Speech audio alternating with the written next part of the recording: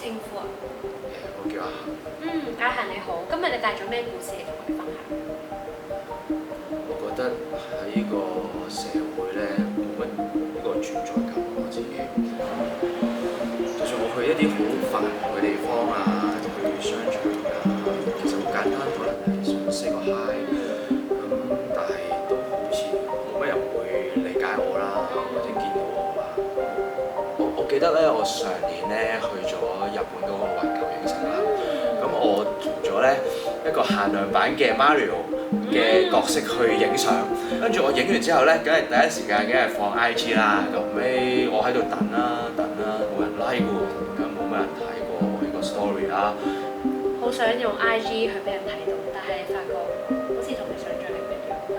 好想有人睇到我做嘢。啲咩係一個被看見嘅空間？多謝阿恒嘅分享。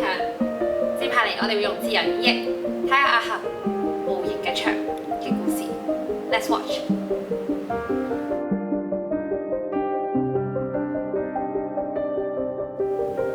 身為一個 WiFi，好多人都想連到我。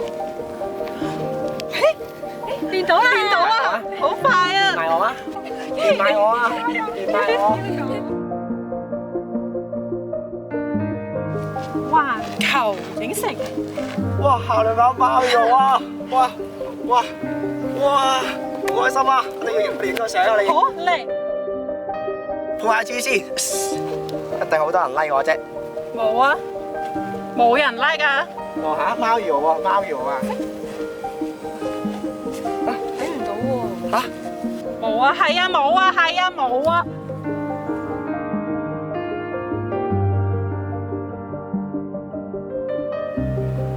喂，Hi！有人喎。喂，Hello！Hello 呢邊。我上個禮拜咧去咗環球影城啊，我都去咗啊！冇人理你啊！貓搖，我見到貓搖。冇人見到你啊！煩啦！好多人煩啊你走啊！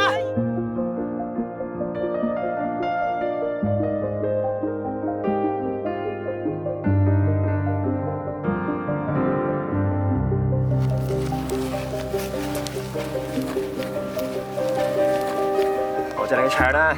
哇！透過一人一故事劇場，我明白到我同其他人隔住嘅牆，唔係其他人建立㗎，而係我自己建立俾自己。